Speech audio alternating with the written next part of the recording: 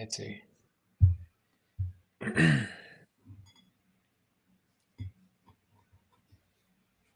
Okay, cool. So even though we're live on Restream, it's not showing up live on my phone, so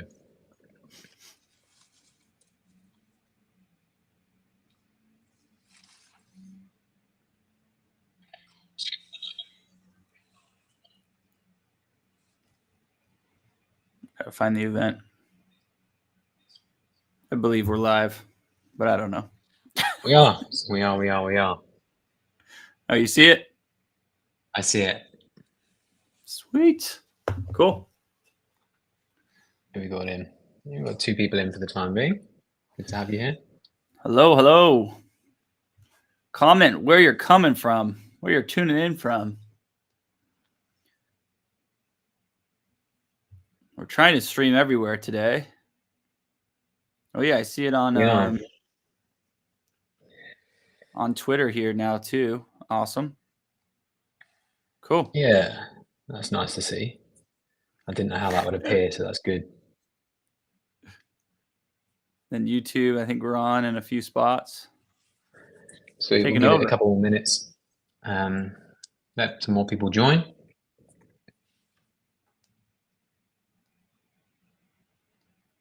Sweet.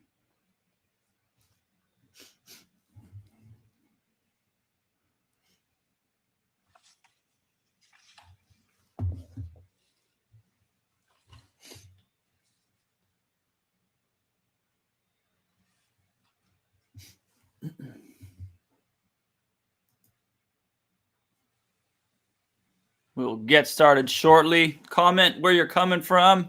If you're here, maybe what time it is. Toby, what time is it where you're at?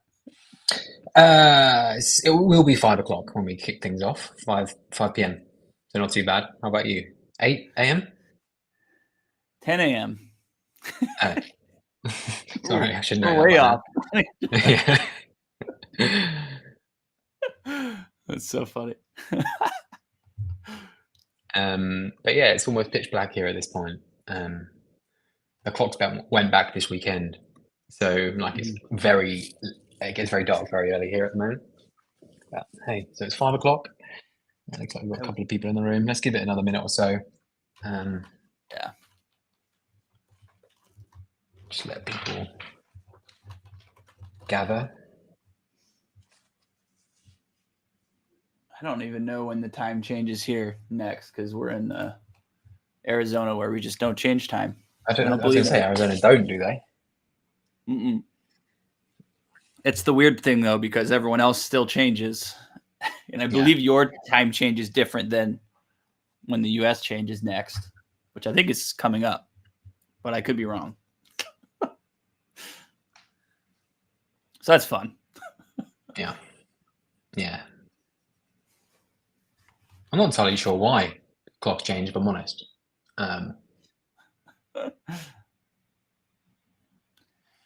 Yeah, I think it. I don't think anyone is interested in the topic, but I think it had to do with like farming back in the day. I thought you meant about the topic we were talking about today. No. Hopefully there's some people interested in this topic, but who knows? We'll see. We'll see at the end. Awesome. I think, we've gone 5. Should we just kick things off and then we can get started. People can catch up pretty quickly. Today's session is going to be really, really jam-packed. So I think we should just jump straight in. And we've allocated an hour for this particular session. Last time when we did a similar session, I think we just about scraped by with an hour, maybe went a touch over. But today we're going to do our best to keep it within the 60 minutes. As we know, you're all very busy. And with that in mind, we don't want to waste any of your time. And it's early with some of you, late with some of you. So we'll get stuck straight into the juicy information. Assuming that you've attended and agreed to come to this LinkedIn, Twitter live event because you're either looking to learn a bit more about creative, performance creative, ad creative, and just expand on your knowledge, or you've come with a specific challenge or hurdle that you're looking to overcome, that we're going to address all of those issues in this particular webinar. We're going to be talking through the 5 bottlenecks that we see, in fact, with every brand that approaches us that we've worked with, whether they're spending tens of thousands of dollars a month on ads, or whether they're spending 5 million a month on ads. We typically find that they have at least one, if not more, of these bottlenecks that we're going to talk through today. We're going to go into them one by one, and also how you overcome them. And then towards the end, we're going to be walking through some ad concepts which are killing it across our client accounts at the moment. And if you aren't testing them already, you definitely should. Like I say, we're going to go really deep into this topic and address any concerns. If you have any questions along the way, feel free to just write a comment in wherever you're watching us from, and we'll address those as we go, the best we can.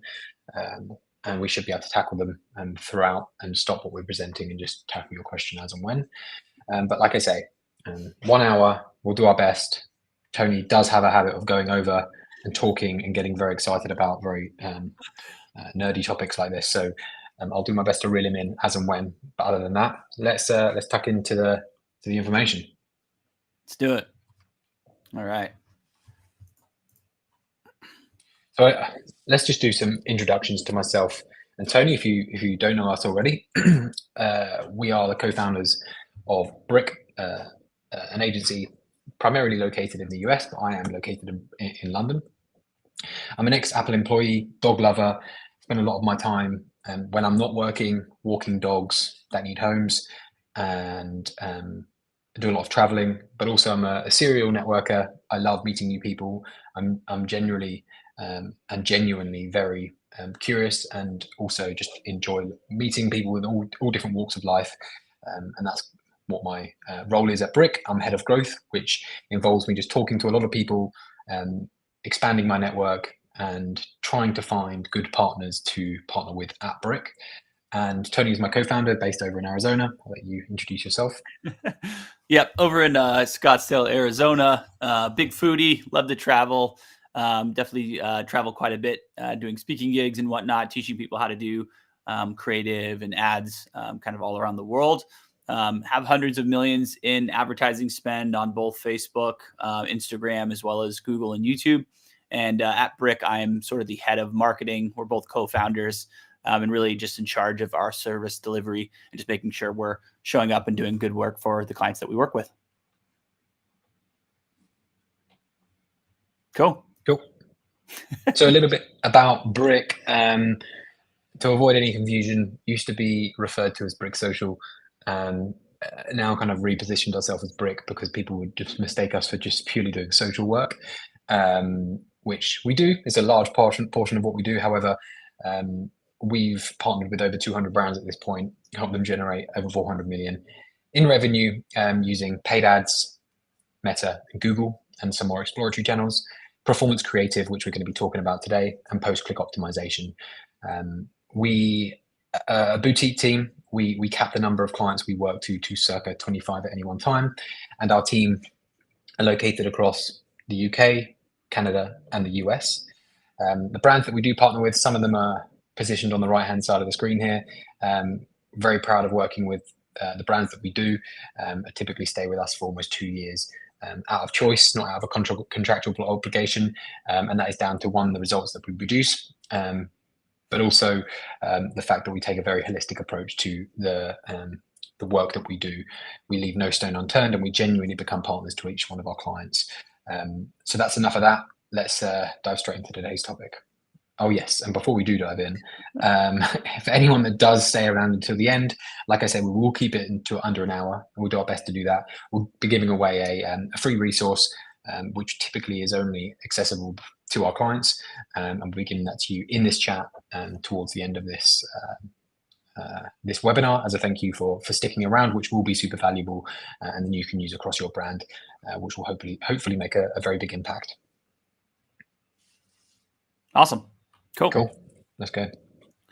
Sweet. So yeah, we'll dive into creative here and really going through the various bottlenecks that we see majority of brands that we work with have, and then how we kind of overcome those with brands out there. I haven't seen any messages come through. I'm not sure if we have a quiet group today that's joined, or maybe we're not seeing comments. But if you are watching this, just feel free to write a comment, say hey, say where you're coming from, just so we know we're getting comments and they're coming in live and coming in hot for us here. But again, any questions along the way, interject, and then we'll make sure to address them. Cool. So why are we talking about creative as sort of an ad agency? Really, we see creative has the biggest impact on an ad account's performance. Our winning creative can transform, one winning creative piece can really transform an ad account, can really transform sales and your brand ultimately. Sort of the impact of one viral video you can think about, and how that can have an impact on a creator. Similarly, you can see a winning ad work with a brand and kind of take that brand to a whole nother level as well. Crazy, weird story in relation to viral videos. I've seen like legit Haktua costumes now in the US from a viral video. She like now has a podcast that's sponsored by Jake Paul, now has products that are in Spirit Halloween, like Halloween stores in the US. So that's just like an example of like one video that like went viral. Now she has a whole brand kind of on the backbone of that. Similarly, if you have an ad that works and hits, it can really take your brand to the next level, which is awesome. Cool. Watching from France. Thank you guys for the live. Love it. All right. We see some comments coming in. I'm feeling better now about the stream here.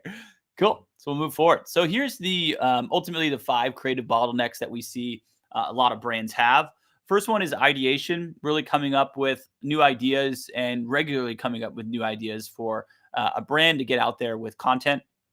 Second one is testing and testing structure, really figuring out how do we set up tests properly so we can get learnings from them and iterate based on those. The third one I would say is the one that I'm hitting on more and more for brands lately. I think post iOS now it's really been a bigger deal in ad accounts, and that's ad variety. So really different types of ads that are out there, and making sure you have videos and you have images and static ads. But with those two, you have varieties of different types of videos like unboxings, founder videos, behind the scenes, for example, and whatnot as well. So definitely getting into variety is huge.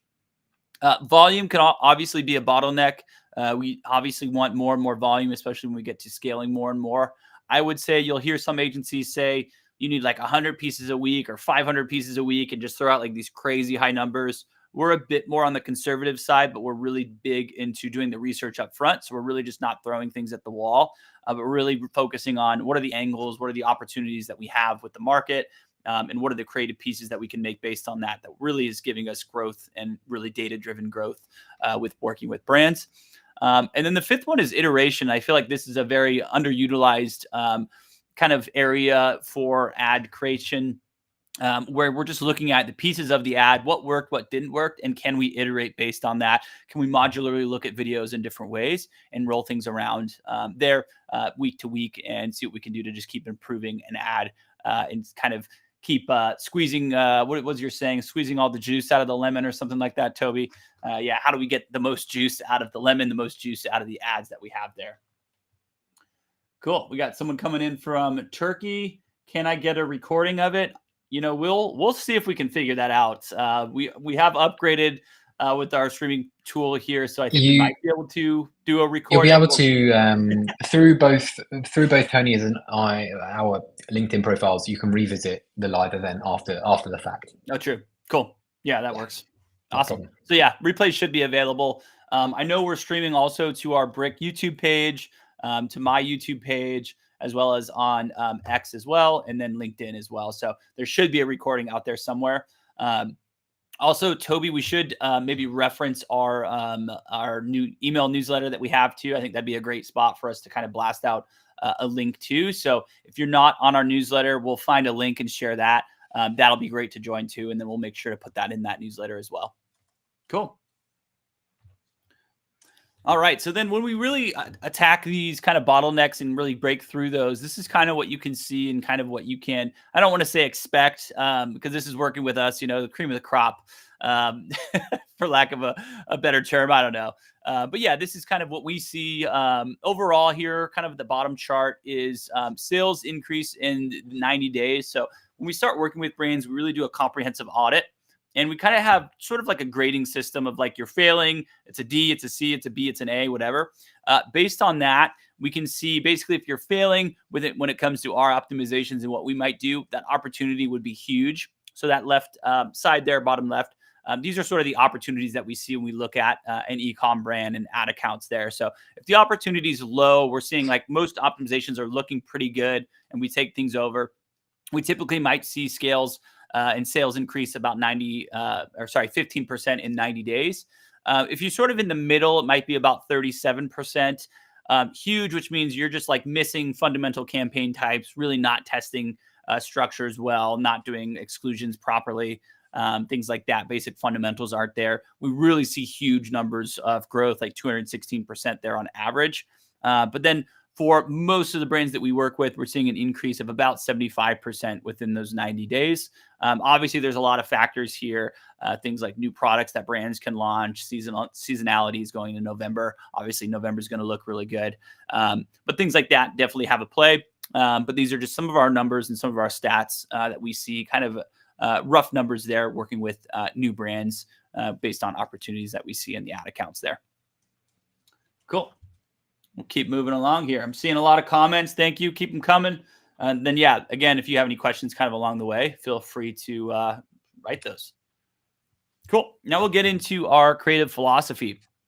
So 3 main parts here. We're really data-driven, so we really want to leverage real customer data. Again, we're not an agency that's just throwing tons of creative at the wall. There's a time and place for that. I think we like taking new ideas and throwing them into the mix, but we really want to prioritize, do we think they're going to work, and kind of see if we can mix them into what we already have from data. And we really let the data kind of guide us on what we're testing and why we're testing it. So we'll get into that in a bit. The second point there is creative variety. I think I touched on this already a little bit, but really creative variety is essential for scaling.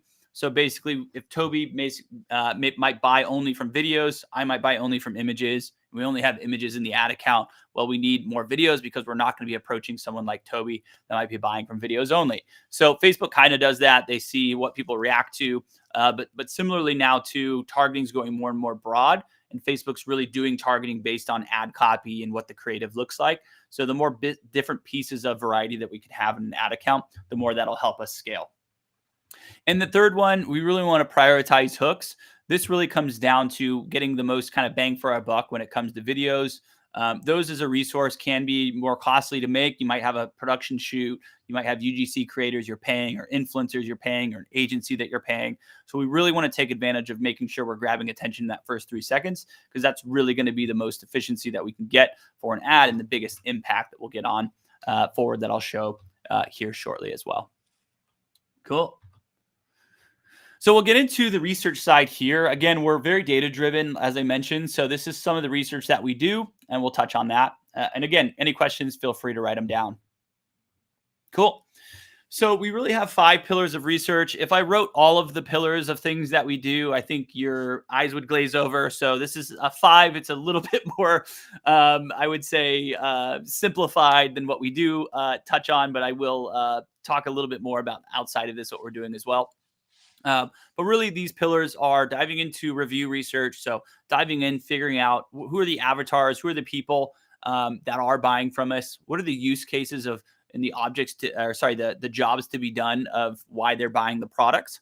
What are the pain points that we're seeing?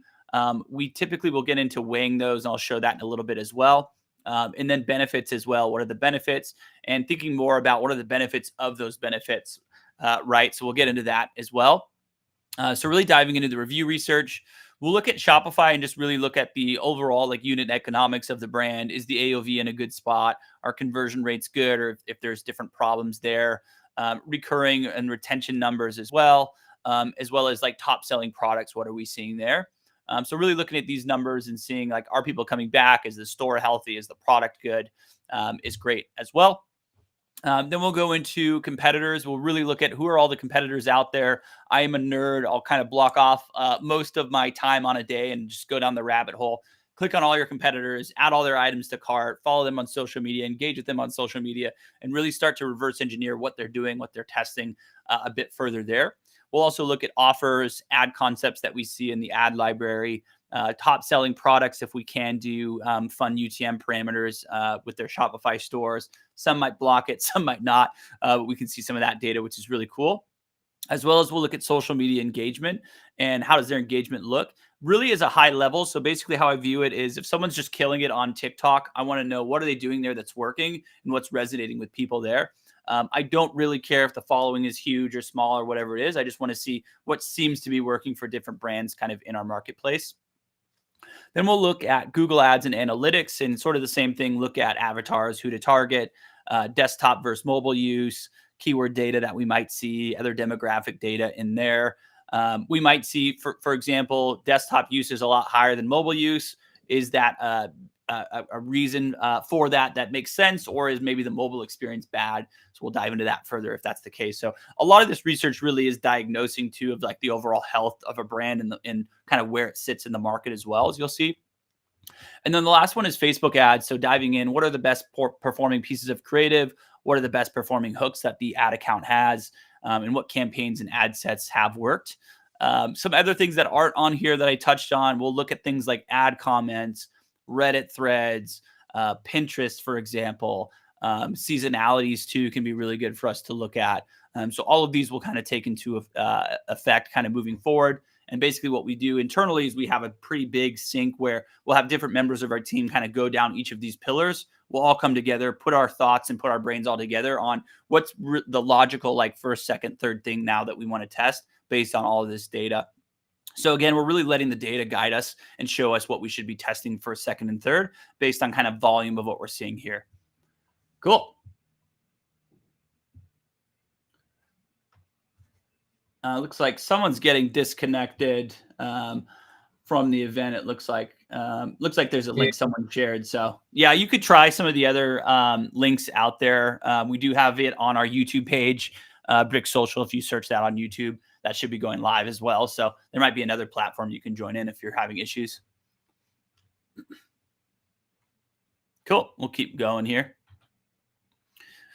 Sweet. So we use ChatGPT a lot more now. This is kind of how we might do some of this research before. We might have a Google Sheet like this, read through reviews and really document like what are we seeing people kind of note as a pain point or a benefit for the reason that they like buying the products. So a lot of this is pulling from review data that we have.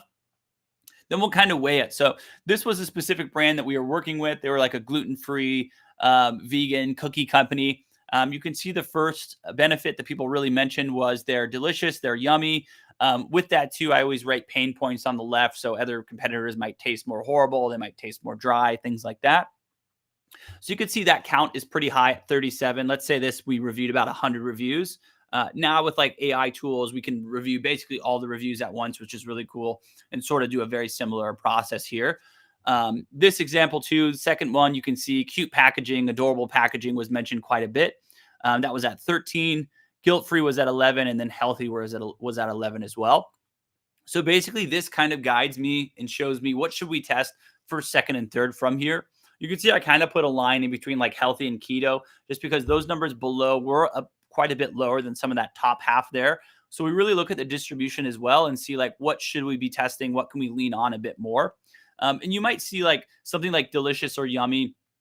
I basically look at it like, how do we then amplify that? So can we show the ingredients, make it look really sexy? Can we plate it nice? Can we just make it have a mouth-watering image or video? And then we'll get into testing those in different ways. But with something like delicious and yummy, we might have like only so much that we can do, like just making it look sexy, for example. And then we might have to go into some of these other areas or touch on a few of these other points as well. So this one didn't have a lot of data, but if we have a lot more, it really can guide us and show us a bit better here. But this one, basically what I would do right away is I would test kind of that delicious, yummy angle right away and try to make 3 different types of ad concepts, see which one does best. And then I would start layering in and testing some of these lower kind of benefits that we're seeing kind of along the way as well. Awesome. Cool. So then we'll get into the importance of properly testing ad creative. So here is sort of how we're moving things along in ad campaigns. This is very similar to kind of how Facebook recommends people do things. So really the main takeaway here is you really want a separate testing campaign from your scaling campaign. So what we might see is we have like 3 different angles that we might want to test. Like week 1, that might be this ad 1, ad 2, and ad 3. And let's say after a few days, we're seeing like ad 1 and ad 3 really are starting to look good, hitting certain metrics that we might have. And ad 2 just really isn't getting as much spend. What we do if we start seeing those ads do really well and like look really good kind of on paper there is we'll start stress testing them. So then we start pushing the budget a little bit higher on this might be an ad set in this specific example. We'll test it there, see if we can get it to get the number of conversions a week that we want. And then if we're seeing it actually does really well still and it's kind of getting stress tested, still performing on a bigger scale, then we kind of duplicate that into the scaling campaign and test it with kind of our winners that we have in our BAU campaign as well. So main takeaway here, you really want a separate testing campaign from your scaling campaign. We're usually putting, 80% or so of our budget in that scaling campaign. So the learning phase really stays within that 20% or less that Facebook wants us to have. And then we're testing more aggressively in that testing campaign, stress testing those winners. If they then still look good with a little bit more spend on them, then we're pushing them over to that scaling campaign. Cool.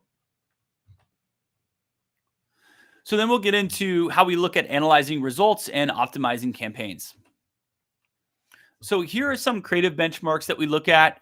This really touches on why we look at things like scroll stop rate, hold rate, and even some other benchmarks that we look at here. So this top picture is a study that Facebook commissioned Nielsen to do. And basically what this is showing you is the cumulative impact on ad recall, brand awareness, and purchase intent really happens within that first 10 seconds of an ad. So that's kind of covering the scroll stop and that hold rate that we have. Still, that first 3 seconds, you have 47%, 32%, and 44% on those impacts respectively as well. So pretty high amounts of impact are happening with ad recall, brand awareness, and purchase intent really at the start of the ad, which is why we really emphasize making sure that ad is really grabbing attention up front, showing the product nice and early. And then these are some benchmarks that we look at. So we really love to see a scroll stop rate that's over 30%. This to us is great. I would say average is like 20 to 30%. Lower than 20% definitely needs more work. A hold rate, sort of the same thing. Over 30% is really great. And for people that don't know, scroll stop rate is basically the impression to 3 seconds of a video, how many people stay on there. And then the hold rate is basically that 3 seconds to 15 seconds, that through play, how many people stay on for that long there. So we really want those numbers over 30%, showing we grab attention at the start with the scroll stop, and then we keep it after the hook to that next 15 seconds as well. Then we like to look at unique outbound click-through rate, and we'll get into some other measurements that we look at as well, or metrics. But unique outbound click-through rate is really great to look at as well. We love that to be over 2%. This to us means it's great. I like looking at unique because this is just basically on everyone's first impression, what's that click-through rate? When we're scaling a bit more and getting a bit more aggressive, obviously that number will go down. Same thing with all of these metrics. So if we can look at unique metrics, it can be really nice to see, like on first impression, again, what's the performance look like? How are people responding to it? Which is really nice. Cool. Yeah, and then we have a question. When we take the ad from testing to a scaling campaign, should we off the testing ad or keep them running simultaneously? This is a fun one. I would say I've kind of adjusted how I've thought about this over the years. I'm always now, especially when it comes to scaling, if I can get something to scale still in that ad set that I've tested in, I might still let it run. I might still try to push it a bit more as well as push it into a scaling campaign. But Facebook is more and more going to become more of like, you have to consolidate. They're really like emphasizing that more at the recent Meta Summit. They just said consolidation. So if you can see it perform well and still get it to spend there, good. But I would say if you have more tests coming into that campaign and that testing campaign, you're probably going to want to turn it off eventually there and just focus on pushing it in that scaling campaign.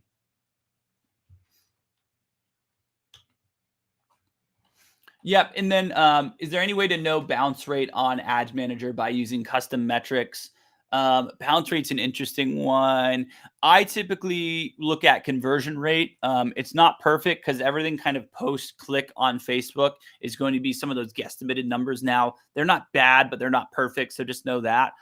We definitely leverage like third-party tools like Triple Whale that can kind of help us piece together some of these metrics a little bit better.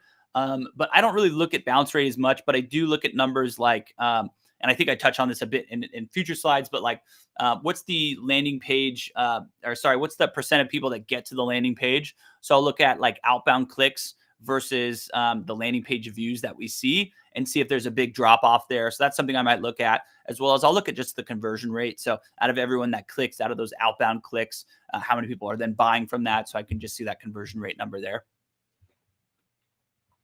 Cool. We'll move on here. Cool. So here's some different metrics that we might look at with images, and then we'll get into videos as well. Our primary and our main metrics that we're always looking at is obviously we're looking at things like spend, ROAS, the CPA. If we're using a triple whale, we might look at some other metrics like new customer CPA, new customer ROAS as well, and optimizing there in different ways. Secondary metrics we might be looking at are things like CPMs, just overall, what's the cost of this ad type versus another one, outbound click-through rate, that unique outbound click-through rate, spend. And then I like to look at engagement rates too, which are kind of telling us, and this is, you can do specific just numbers where you're looking at shares, comments, likes, saves overall, or you can make like your custom. I made basically like out of all the impressions, divided by, if I'm doing the math right there, but add shares, comments, likes, and saves, and divide that by impressions just to see what that percentage is. This can be another way just to look at, like, are we getting emotion? Are people reacting to the ad? Which can be really cool. Cool. Love the answer. Love to hear it. Awesome. Yeah, if you're loving it, go ahead and put what do we say, Toby? A W in the comments? I don't know. We're learning here. A W or a thumbs up. Thumbs up or a W, yeah, if you're loving the value so far. Cool. Yeah, so images, a bit more limited on the metrics that we're looking at here, but overall, we're looking at how is the performance? Is it hitting ROAS or CPA targets that we might have? How is that outbound click-through rate? Is it resonating? Are people clicking to go to the site? Overall, what's the spend versus other images? Is Facebook liking something versus something else? And then I like to look at engagement rates just to see, yeah, are we getting people to engage with it? The more engagement we can have with an ad, usually the cheaper our CPMs can be. So the more we can kind of touch on that and more we can evoke emotion, the better we can have these things perform. Cool. Now this is more videos. You'll see a lot of them are the same here, with the exception of everything on the right. This is kind of what we can dive into a bit further now with videos, is we can look at the scroll stop rate. So really, are we grabbing attention in that first 3 seconds?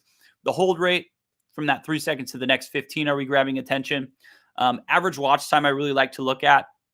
And usually what I like to do as well is I'll look at that average watch time number, and then I'll see when are we showing the product. Ideally, you really want to show your product up front in a video, but I've definitely audited different ad accounts at times, and I might see like an average watch time of a video is like 8 seconds, but they're not even showing the product until like 12 seconds in. So then you obviously have a pretty big gap there to where you're showing an ad, you're spending money, but you're not getting that efficiency because no one knows what the product is and they're not seeing it. So you definitely want to front load your ads with the product as much as you can. Then we look at different drop-off times, which I really love looking at. So between 25 and 50%, basically, I think it's, 50% divided by 25% here to get that percentage. I like to see 50% or more. So if we're seeing, for example, at 25%, let's make it really easy for me. You have 100 people that go to 25%. We want to see at least 50 people that stayed to that 50% mark of a video. And then likewise, same thing from 50 to 75 and 75 to 100%. I like to see at least 50% drop off, if not greater, which means it's better. This is just showing us where maybe the video is dropping off. So is there something that was said, in that halfway mark at the end of the video or at the beginning that wasn't right? Did we not cut it quick enough? So this is just showing us more chronologically, how is the video kind of performing and grabbing attention in different ways there, which is really cool. There's also retention charts you can look at. I'm not sure if I have a slide on it or not, but you can go and you can click on the video retention chart, and you can also see what that retention looks like over time. And you can see what maybe made someone drop off of a video, as well as little raises that you might see in the retention chart means someone went back and actually looked at something. So if you do see something where you see like a little mountain where someone went back, that might be something that you might want to use in a hook, because it seems to be grabbing attention right away, which is really cool. Some examples of those I've seen and heard of. Mr. Beast, for example, found a big drop-off point in one of his videos. He just had a part where he was just sneezing basically in the video, and he didn't edit that out. So people just left the video. So you might see something like that, or the way that you looked at the camera, or something that you said made someone drop off. On the other side, some things that we've seen do really well is like showing the product or showing the after shot. Like we've done some stuff with like hair care products, showing a girl like waving out her hair afterwards. People really love and go back to. So then we know like, okay, that might be a good hook for us to test and iterate on more moving forward, which is really cool. So we're really like not really guessing like what's going on here. We're really just letting the data show us like what's grabbing attention, what's moving people along, what's making people leave. And then from there, we can iterate and see what we can do to kind of make those numbers better moving forward. Cool. Yeah. And then do you also look at cost per click? CPMs and cost per click, I love and hate. There's like a weird like non-correlation with some of this stuff actually with performance. Same thing sort of with click-through rate. So I don't really personally care as much on the cost per click, but mainly my primary metrics of like ROAS or CPA is where I'm really looking at, like, is this really falling into kind of the thresholds that we have here and the targets that we have here? And then the cost per click, it's just going to be whatever it is. Like, for example, Black Friday, moving into the next few weeks, our cost per clicks are just going to keep going up and up and up. I might look at like respectively from one ad to the other, which ones, has a higher cost per click or not. But ultimately, like some of these factors like aren't really in our control. So really just looking at overall performance of an ad is where I'm looking at. I would say some exceptions if I'm doing like, I would say majority of everyone probably on this call needs to just mainly be doing just a purchase objective Facebook campaign. But when you get to scaling really more aggressively, then you might try doing other ad types, objective types like video views or engagement or something like that. Then I might be looking a bit more at these other like cost per click metrics, and I might not care as much about ROAS or CPA, just because I'm trying to get net new people kind of into our funnel, or we might be having a bit of a struggle doing like a purchase conversion objective at a bigger scale. This I would say gets to when you're spending like $1 million, $2 million plus a month, then you might want to be looking at a little bit more of these other metrics and doing some of these other higher level funnel optimization objectives like video views and engagement and things like that. So relatively cost per click, I don't care about, I would say, as much as some of these other numbers. Same thing with CPMs. It really can depend on like your vertical, the time of year and things like that. So I might not care as much, but what I might look at a bit more is like, okay, what's the ROAS of videos versus images? And then what's the, CPM comparison of the two? So then I can kind of see like ad types, what Facebook thinks of each one, or if there's more competition or less. But it's really hard to determine, like, is it something seasonally going on? Is there a market shift or something? So they're more like secondary metrics that I don't care as much about compared to things like click-through rate, scroll stop rate, engagement rate, and things like that. Cool. Cool. And then, another question here. Do we look at 3 to 5 days optimization or 7 to 14 days? That really kind of can depend on spend that we're doing, time of year, all sorts of factors, the clients that we're working with, the different brands. I would say post iOS now, I do like looking at like longer windows of time. When we're scaling more aggressively and spending more, though, I might be looking at a shorter window. But a lot of like our tests, I like to run for about a week just so I have enough data. And Facebook can be really buggy. So if we're doing like a 3-day look back or 3 to 5 day, Facebook could just be crappy for 2 days. They might be doing some back end change. So looking at like a longer window sometimes can help out. So I almost prefer looking at like a 7-day window, but we might look more at 3-day things here and there, depending on how we're feeling about the ad account and like how much we're scaling and whatnot. If we're spending a lot more, really scaling and being really aggressive, we might be looking at a shorter window there as well as like going into Black Friday now. I might be looking at shorter windows, just how are things looking leading into Black Friday, and I might be looking at the shorter window. So it really is sort of a gut thing, but I would say most of the time I'm looking more at like a longer 7-day window. Cool. Awesome. So I think this is really good to show because it's just showing you sort of, again, the data-driven side of things and how we might look at and break down ads more chronologically. So you can set up sort of your different area here. So you can see the left side I have at the start, basically metrics that I've set up: scroll stop, hold rate, average watch time.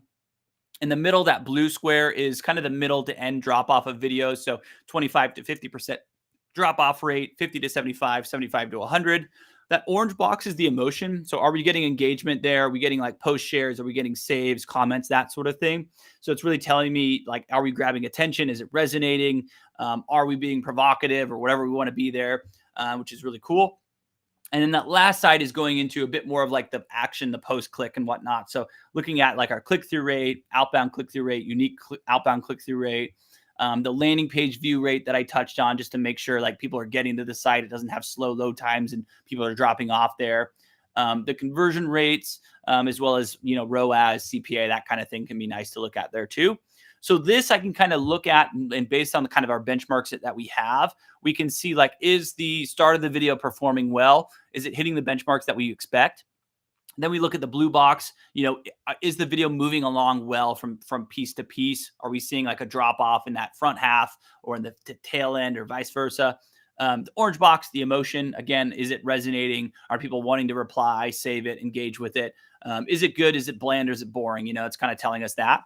And that right side, is it really selling the click? Is it getting people to go to the site and look more at the product? So this is kind of how we can look at things. We can break it down and see like, what can we fix? What can we iterate on based on what we're seeing here, which is really nice. Cool. Awesome. Yeah. And this is that retention analysis that I mentioned that you can do as well. So you can click on in Ad Manager, you can click on, I'm trying to remember what it is, view charts, I think, for videos. And when you click on that, you'll scroll down and you can see this. And this will show you what that retention chart might look like. You can see in this example, that red square, it kind of dropped off a cliff there. So something was said that just wasn't grabbing attention. People left the video pretty quickly. But then those two squares a little bit farther, you can see there's a little like mountain, a little peak, which means she said something or showed something in that video that then grabbed attention and made people kind of want to scroll back to. So this can be really cool. Then you can look at it and see like, yeah, can I now make this a hook? And what maybe did she say in that red part that we can take out or adjust to keep people kind of gripped onto the video until the end a bit better. But yeah, you don't want to see this kind of roller coaster drop off. This just means the hook wasn't really good, as well as kind of that video hold rate wasn't very good at grabbing attention and keeping it kind of moving along. Ideally, you want to see this just kind of coast and stay, as middle of the way as you can. But obviously, like with behavior, people do scroll. So definitely focusing on grabbing attention up front can help here, showing the product as early as possible. Because again, you're getting all of that efficiency then up front in the ad. You're getting that recall and everything going on at the front part of a video. Cool. Good stuff. All right. Now we'll go into winning ads and what those look like and key pieces that we see of winning static ad creatives first, as well as in videos. So first, like main points that I want to point out is you really want it to be clear and concise. Be careful with some of this cleverness that some people try to do, rhyming and things like that. Make it make sense for someone. Make it really clear, make it really concise. Two is have one main idea. I see a lot of people, I'm sure you'll start seeing it a lot more going into Black Friday, where they might have like 5 offers on one image. It's just too much for like people's brains to look at. And when they have this kind of confusion or friction to try to figure it out, they're just going to keep scrolling. So you really want one main idea with a lot of these ads. The other one is product is easily shown and easily understood. So you really want to get clear on how do we make this image and this angle as clear and as kind of as dialed in as possible there. This can get complex. We have complex brands that we work with and complex products and things like that. But you really want to summarize things down to like one line, one bold statement. What can we do that like makes the most sense here to push it out in an ad?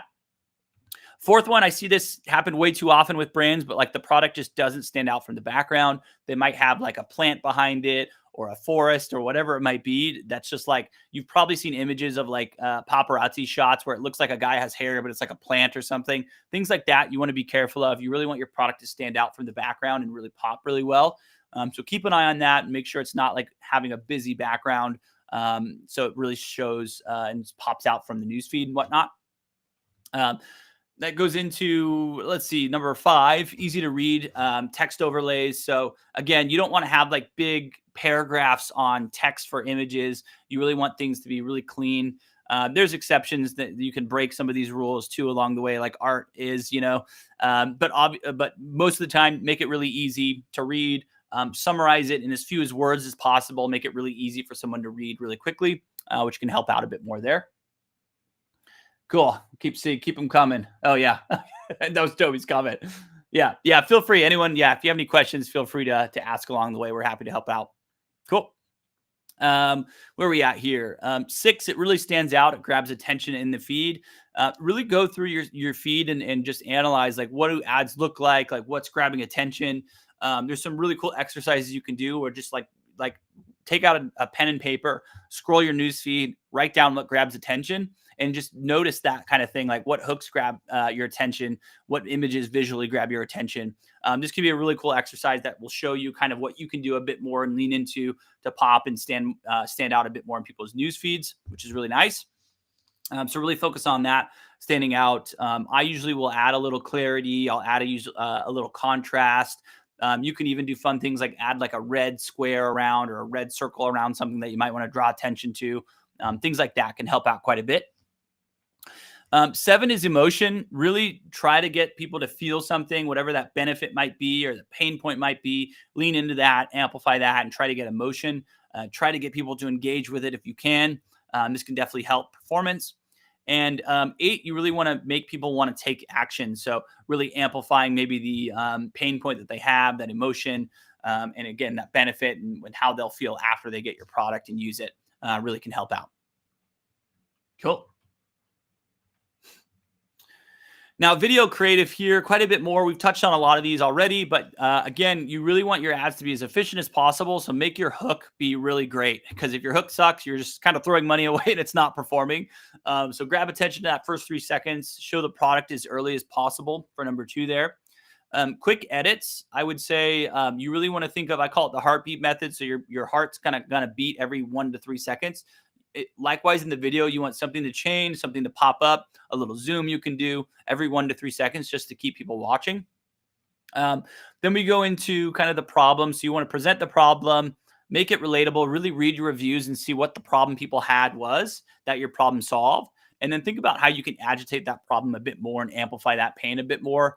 I always relate to like the old school infomercials that you've probably seen where like a mom was in the kitchen and there was some product, maybe it's an organization product. So they show like a black and white shot of her, like with just stuff all in the kitchen and she's dropping it off the counter and things like that. Like that's how old school infomercials used to agitate that problem. We can still do that same thing kind of with our direct response ads now as well. So agitating that problem a bit more. And then 6, presenting that solution, really showing the product nice and clear, a nice sexy shot of the product, presenting that solution and what that looks like after, what the problem looks like after you have that product can really be nice. USPs, getting into, the unique selling propositions of the product. So why should people choose the product? What makes it better than other people's out there? Handling objections. So really getting into things like, what if it doesn't fit? What if I don't like the taste? All those questions that someone might have. If you can have, a lifetime guarantee or a return policy or those kind of things you can touch on, this can help out quite a bit more. 9, social proof. And these, I would say all of these things, you don't have to have these in every single ad. There's definitely things like a hook you want in every ad, a CTA you want in every ad. But some of these, we won't have every single one of these. These are just different points to consider and different things that you can kind of test with different videos out there. So we have handling objections. 9 is social proof. So any press mentions, any like X amount of products sold or X amount of happy customers that you can mention can be really nice there. 10, urgency, scarcity. If it is a deal that's running out of time, if you sold out before, you can mention that in the copy, which can be really nice as well, or in the video. So just see if you can add urgency or scarcity in different ways there. Another way you can do this, if you don't really have anything urgent or scarcity you can touch on, just them living their life and like what that looks like and amplifying that versus making the move to buy your product and solve whatever that pain point is. So that can help out a bit more there. And then 11, you really want to clear CTA. Sort of again, like images, you want like one clear CTA. Don't have like 5 different options like subscribe, like, comment, all those things that you'll see some people have. You really want one clear thing. It could be, more, what am I trying to say? A more direct call to like buy now or shop now, or it could be something like a little bit more softer. That's just like, explore the flavors or learn more or view the collection, things like that as well. Cool. Yeah, and then we have another question. Yeah, should we go for us versus them format as well if we have a price advantage? Yeah, we'll touch on that and some of our top ads we'll share and when it gets to variety. But just answering that real quick. Yeah, if you have an us versus them, you do have a price advantage. I would definitely show that visually. And us versus them could be a great example for leveraging that. Yep. Cool. So yeah, we'll get into now kind of our 8 static ad concepts. These are like a lot of our top ad concepts that we love to test with brands right away. This kind of gives us that ideation, that ad variety help right away. So when we're working with brands, we'll look at like these main pain points, these main benefits that we've had. And now we'll look at all these ad concepts and see like how can we lay that out into these different concepts in different ways, which can be really nice. Cool. So the first ones here are bold statement ads. These can be really great. Even like if there is a price advantage, you can mention something like that. Like we have one client, it's like jackets starting under $99, which might be a nice price advantage that we could maybe try it as like a bold statement style ad like this. But bold statements are usually just like one sentence or less, a few word phrases here. I like to call them bold statements because I prefer that we lean into like something that's really bold. So this one on the left, the cheat code to your big weekend. The one in the middle, the Benjamin Button of skincare, kind of a funny play there. And then the one on the right, your razor is boring, just kind of calling out traditional razors there. So some interesting ways. You can see they're pretty clean shots of the product. Could be the product on white, a lifestyle shot too. But it's pretty clean, pretty easy to see the product in all of these. And then that bold statement's really big, really bold, kind of hits you in the face with that message. And a lot of these bold statements were really just reverse engineering from that review data that we've done. So we're not really guessing like your cheat code to your big weekend, for example, on that one to the left. We might have seen that in like 10 reviews. And now we're like, okay, cool. People are saying this. Let's lean into it. How do we show that? How do we amplify it? So bold statement can be a really nice way to test this right away at the beginning. Cool. Now, this I want to share because a lot of times what we'll do when we work with brands is we might test all these bold statements that we see, like benefit 1 versus 2 versus 3 right away. We can quickly do this with like one image ad. Now we have 3 different bold statements on it. We'll test it. We'll see what works. And then basically when we test it and we stress test, we might see benefit 1 did really well, benefit 2 actually sucked, and benefit 3 did well. So now when it comes to making video ads and video edits and hiring UGC creators or influencers or whatever, we're not really wasting and just guessing again on what we want them to say. It's really data driven from these static tests that we've done. So it just helps us save money. It helps us be more efficient, which is really cool. And then from there too, when we see like certain benefits are performing really well, we can then go to building out landing pages and updating the site on these benefits too in different ways. We could even do that kind of before the video ads are starting. But whenever you start to see, basically we're pulling all this review data together. We're finding those top reasons we want to lean into. Now we're testing it. You might see like benefit A that was mentioned the most, maybe just isn't performing as well with ads. So you might see benefit 2 or benefit 3 might be better. And now you can lean into that a bit more, do more iterations with other ad types, as well as iterations now with videos, and have people make net new videos based on these new kind of angles that seem to be working really well. And then getting to building out like landing pages and things like that, which is really nice too. Again, it's really like data driven and fueling kind of the different creations of ads and landing pages kind of along the way here. Cool. Yeah, we got a question on sharing the video later on. Yeah, it should be able to be rewatched on our channels. But if you're also not on our newsletter, we'll be sure to share it there. So I would definitely encourage you to sign up for our newsletter as well, which should be linked in our socials. Yeah, I'll post that in the comments in a moment too. Cool. Cool. So here's another one. This is I think there was a price question. Yeah, us versus them can be a really cool one to do with pricing. Interesting, like different angles you can do here. You can do like the old me versus the new me, which is a really cool take. You can do a competing product or a product that's similar to your market, like this one on the right. It's like wine versus these gummies that are out there. So kind of a cool angle there. You could do a very specific competitor, whatever that specific brand is. If I would do that, I would make sure it's a competitor that's really leading your marketplace and you want to call out them specifically because people really know them really well. I would say if it's like a smaller competitor, it's probably not worth your time. And I would do more of like a generic competitor of like other coffee companies or whatever that might be. So really think about that and lean into that. Yeah, and then there's just different ways here. You could also do like before you had the product versus after, like hitting on the pain points that you had versus after with the product. That could be really cool too there. So there's a lot of variety even with these ad types, which is really cool. You don't have to think about just a specific competitor. Like I said, you can do the old me versus the new me, pain points versus the solution now with it, generic, group all of the competitors together or whatnot, or a big specific competitor that you might have out there. Cool. Awesome. This is another ad type I really love. This sort of, for some of these, you can mix like a bold statement at the top with callouts. Callouts can be really good, especially if you have multiple like points or multiple ingredients or multiple benefits that you might want to touch on that people really like. So you can see the one on the left, it's like this popcorn brand with a bowl and kind of showing how easy it is to use, the flavor, things like that. The middle one is Magic Mind, is kind of touching on the different benefits, which is really nice there. And then the right one is Athletic Greens ads, which can be really nice, just showing you all the benefits that you get with taking Athletic Greens there. So callouts can be a really great test to do, especially when you have multiple USPs and multiple benefits that you want to kind of test, especially if you're seeing like a pretty even distribution when you get into reviewing the reviews of people mentioning different things that they like. Then a callout can be a really good example of a test that you can do there. Cool. Before and afters are also really good. Again, it's sort of like an us versus them, but it's more like before the product, after the product. So the one on the left there, it could be problems that you have versus that solution. It could be before you had the product, like hair growth, fat loss, diet things like that. It can be really good for befores and afters.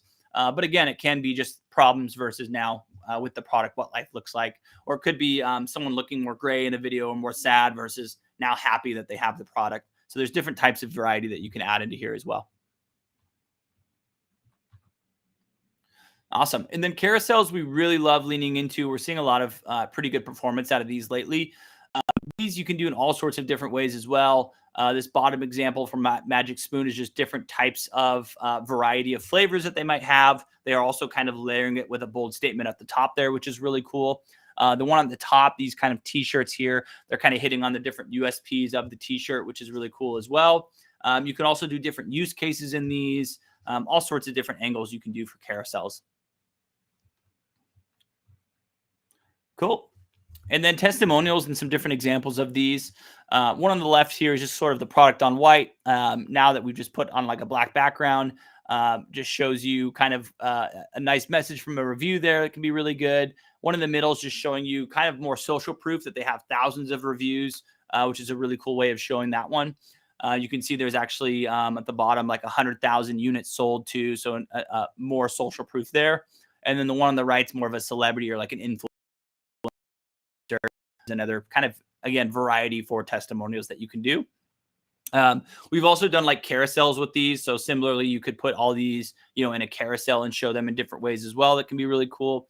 And then you can test these in all sorts of different ways with the product, like with a white background or different color background, or have the reviews in the back, or use more of a lifestyle image, for example, as well. So a lot of variety kind of amongst all of these ad types too.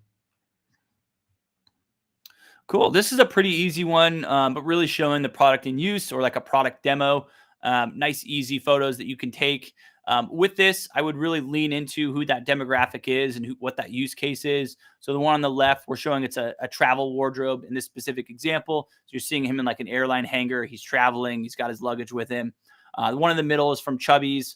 Kind of a party, fun brand. You can see the guys like at the lake. It looks like he might have a beer in his hand. So sort of, again, leaning into that avatar that they might be going after.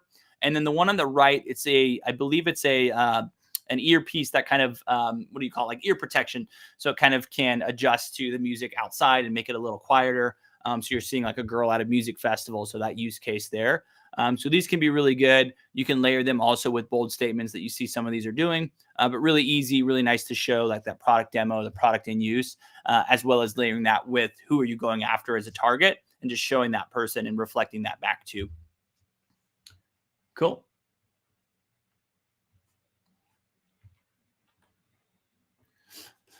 All right. Split screens I really like too.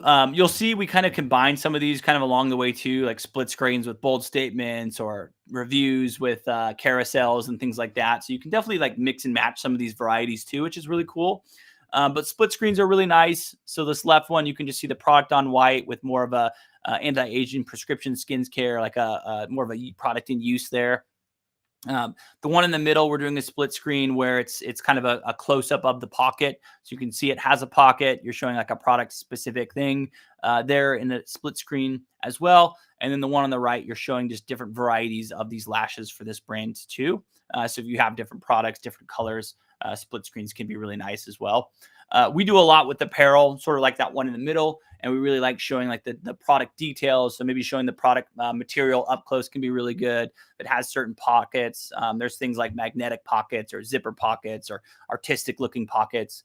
Split screen could be a really good example that you can leverage. And then you can show that more up close in like a 4-version split screen ad, which can be really nice as well. Awesome. All right. We did pretty good. I think we're spot on with time. So Toby, you whipped through that. I'm really impressed. Yeah, I'm sure people might have questions. So feel free to, we'll probably end this shortly, but feel free to just tag us or tag me in the comments. I'll be sure to get back to people too if I didn't see something as well. Yeah, of course. So that was really there was tons of information there. This is naturally recorded, automatically recorded, so you can revisit this if you need to on both of our profiles. But at the beginning of the video, I mentioned that we'll be giving away, which we absolutely will. Let me click it. It's a if you go to the next slide, we have here, and it's the ultimate e-commerce bundle. What I'm going to do is in a sec. It is a bundle that we put together a little while ago with resources that we use across all of our clients. If you can't access this link here, just let me know and I can send it to you independently. It contains 150 static ad templates. They're hosted in Canva, so anyone can go in, even myself can go in and edit them and make them on brand, and then you can test those within your ads. Everything from us versus them, split screen, grid templates, to call out images, but there's 150 static ad templates within that. We've got copy templates. So our senior media buyer put together 150 copy and paste, drag and drop copy templates for you to use. We've got our AI customer research cheat sheet, how we leverage AI to transform customer reviews into customer avatars. We used to do it manually, and it used to take us about a week to do so. However, again, our senior media buyer created an SOP and a step-by-step guide on how you can do that for both your ads, your product reviews and your competitor reviews. Reverse engineer those and it spits out tons of ideas for avatar creation. We've created a swipe file of 150 high converted UGC ads. You can use those for inspiration and hook ideas. Anything that you need in there, you'll have at your disposal in terms of UGC inspiration. An optimization checklist. Again, when we audit ad accounts, which is very often for very high spending ad accounts, we go through a typical checklist, which we've documented and put into this bundle for you. So you can go through that and make sure that your ad account is aligned with all these optimizations.